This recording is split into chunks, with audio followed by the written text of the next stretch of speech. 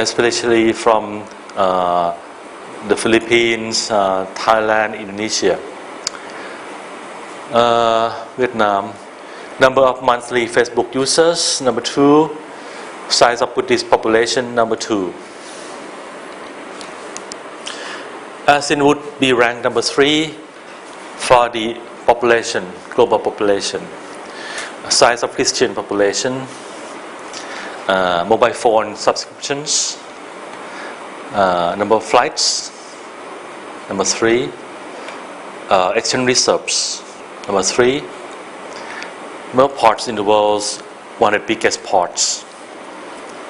Seaborne cargo volume, because ASEAN trade a lot with the world.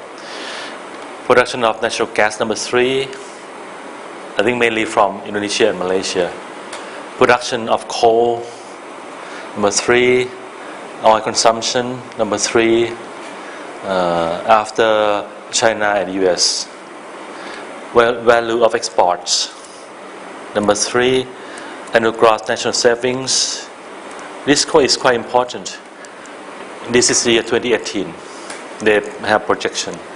If you have a lot of national savings, it means that you have enough capital to invest. No household with high income of household income of $10,000 or more in the year 2018. It means that ASEAN would have a lot of middle class people, a lot of high income family, because $10,000 is quite a lot of money. Number 4, value of investment into fixed assets like infrastructure development, value of exports, annual gross national savings, poultry production. Number 4, local companies in the Forbes Global 2000. It means ASEAN has a lot of big companies, big conglomerates. Vehicle sales, number 5 in the world. Consumption of natural gas, consumption of coal, and GDP in 2018 would be number 5. It's now ranked number 7, but in the year 2018 it would jump to number 5. So if you look at these figures, if you are investor, you would be interested in coming to ASEAN. I want to compare this investment flow to ASEAN with China. You can see that China has been ahead of ASEAN for most of the time. But in the year 2013, it marked the first period, for many, many years that ASEAN FDI figures have been on par with China. And in the year 2014, it has surpassed the Chinese volume of investment. So now, ASEAN overtakes China as the major destination of foreign investment. This is India. ASEAN attracted FDI inflows of over 100 billion in year 2013. And EU was the top source of FDI into ASEAN, accounting for 1/5 of total FDI inflow. Japan was the second largest. That's why I said Japan is a very important player in the ASEAN economy. That's why we have to have good terms with Japan, good terms with China. China is the main trade partner with ASEAN. Outside of ASEAN is a top trading partner, but Japan is the second largest investor after EU. For intra-ASEAN direct investment is now ranked at second. The fourth largest source of FDI was China, and the majority of FDI inflow into ASEAN went to the service sector, about a third to manufacturing. So the service economy is growing very fast in ASEAN because of a lot of investment come to this sector. Among the service sectors, financial services were the biggest, followed by other activities like real estate activities, property development, and wholesale retail trade like shopping malls, e-commerce. Also repair of motor vehicles and motorcycles. As I said, ASEAN is now the 5th largest market for automobiles in the world. As people buy more cars, you need to have the อู่ซ่อมรถ car repairs. In Thailand, it's a long queue when you go to have car service. So we need this kind of investment. This is how ASEAN has reduced the tariff. This is the year when ASEAN launched in negotiation to set up the ASEAN Free Trade Area in 1993. At the time, Thailand has the tariff, 20% tariff for ASEAN countries. This is the average tariff, 20%. But then it has to reduce the tariff gradually to fulfill the ASEAN commitment. So by the year 2010, the tariff has been reduced to 0% of goods from ASEAN countries. You see? So right now when you go to Thai supermarkets, you can see goods from Vietnam, from Malaysia, from many ASEAN countries in Thailand. Look at Indonesia. It used to be 16% and has been reduced to 0% as well. But when you look at the non-preferential tariff, what does it mean? This is a tariff set up for countries outside of ASEAN, like to USA, Europe, So why Indonesia reduced the tariff to ASEAN to 0%? It has reduced less to the rest of the world. So it's still around 7% for the rest of the world. For the Malaysian economy, they reduce this to ASEAN 0%, but still keep 7% to the rest of the world. Thailand has kept at a higher level, 10%, higher than most ASEAN economies. The Philippines reduced huge, heavily, from 23% to 6%, from 12% to ASEAN to 0%. So basically, ASEAN has similar tariff to the rest of the world, except for Singapore. Singapore is 0% all along. You see? That's why people still go to Singapore to buy brand name products, because they have 0% tariff. If you buy Louis Vuitton in Bangkok, you still have to pay these taxes. Projection of ASEAN and China and India 2013. The economists, they have done the economic modeling to look at the future of Asian economies, ASEAN economy, Indian economy, and Chinese economy. What would happen 20 years from now? And they come up with the figures that by the year 2030, the combined GDP of ASEAN, India, and China on the purchasing power parity basis. Remember, I talked about PPP before. It would be projected to quadruple, and it would exceed that of the US and European economy combined. It means ASEAN, China, India economy in combination would be bigger than American and European economy together. As of the year 2008, about 600 million people in ASEAN, China, and India live on or below the poverty line. This is the poverty line according to the UN. So 8 years ago, 600 million people in ASEAN still,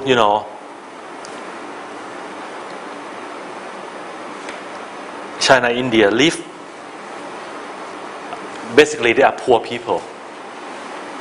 We have 600 million people as poor people in ASEAN, China and India.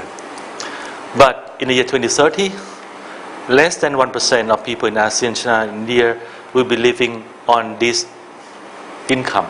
It means most people in China, ASEAN and India will be lifted out of poverty. No more poor people anymore, only 1%. By the year 2030, India and China will be close to high income economy status, with the per capita income on the purchasing power parity basis of about $11,000 and $12,000 respectively. So normally when you have an income of around $10,000, you are classified as a developed economy. Now, when you classify OECD members, mostly they have income per capita income of above $10,000 per head. So by year 2030, on average, per capita income of India and ASEAN would reach these figures of the high income economy status. But China, look at China, its per capita income would be $26,000, twice the income per head of ASEAN and India. So that's why we have to be nice to China. They're gonna be rich people. And by 2030, ASEAN, China, and India will comprise almost half of the middle class people of the world.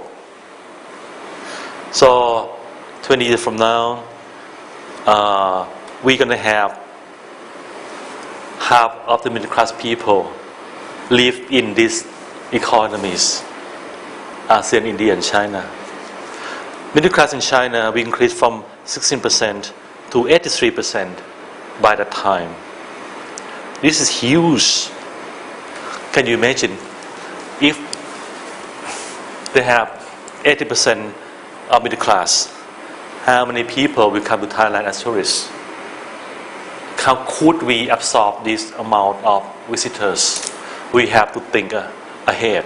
Oh my God, if 100 million people come here, how could we absorb them? This is a big problem. Now we have 10 million Chinese tourists. If they're becoming richer, there'll be more people coming. I think by the time durian price would skyrocket, we may not have enough durian to eat. India's middle class will also rise from 5% to 68%. So, if that's the case, if you produce goods for the Indian consumers or Chinese consumers, you're going to be rich if you know what they want. Middle class and ASEAN people also rise from 24% to 65%. So traveling across ASEAN countries would be many times higher than the current level. Also, as people are wealthier, they would need what kind of service? They would need they may go to beauty salons, they may go to spas, they may consume high quality food, for example. India's GDP growth would overtake that of China from this decade onward, and it's proved to be the case. This year, GDP of India is higher than that of China. ASEAN, China, and India's share of the world investment is projected to account for around 40% of the global total by 2030, with global consumption near 30%. So more and more investment will come to ASEAN, China, and India in the future. Wages would increase threefold by the year 2030. So you have to be prepared for the high costs of the economy for the high prices of the goods in the future because of the wages increase. Also, energy demand will double. By 2030, carbon emissions will increase 2.5 times. So what's going to happen because of this? You're going to see climate change. There will be more drought. There will be bigger storms. People will have problems growing rice or other products because of the changing patterns of the climate. There will be refugees because of the climate change. Infrastructure development will require a lot of investment in the years ahead, like $7.6 trillion will be needed for infrastructure development and urban population. Risk will include high commodity prices, trade protectionism, and environmental degradation. As we have more people, as people drive more cars, then we're going to have air pollution, we're going to have a lot of waste.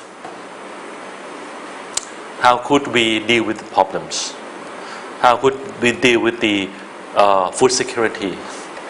If there are more consumers, people eat, more protein, then you need more land for farming, for cows, for poultry, whatever.